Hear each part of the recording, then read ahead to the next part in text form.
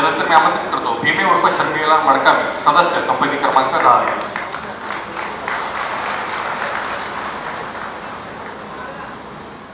भीमा सोदी, सदस्य राही निगम.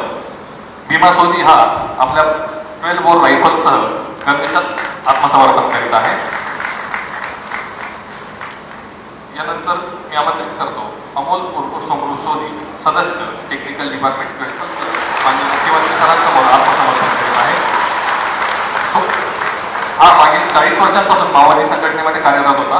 महाराष्ट्र शासनाच्या एकूण 60 लाख बक्षिसासह सर्व राज्यांमध्ये मिळून भूपती उर्फ सोनू याच्यावर एकूण 5.5 कोटी रुपयांपेक्षा अधिक बक्षीस जाहीर केले होते.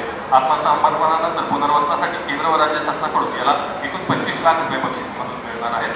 तसेच दिनांक 1 जानेवारी 2025 रोजी भूपती उर्फ सोनू याची पत्नी तारकाची माननीय मुख्यमंत्री तथा गृहमंत्री महाराष्ट्र राज्य देवेंद्र फडणवीस सर यांच्यासमोर आत्मसमर्पण केलेले आहे.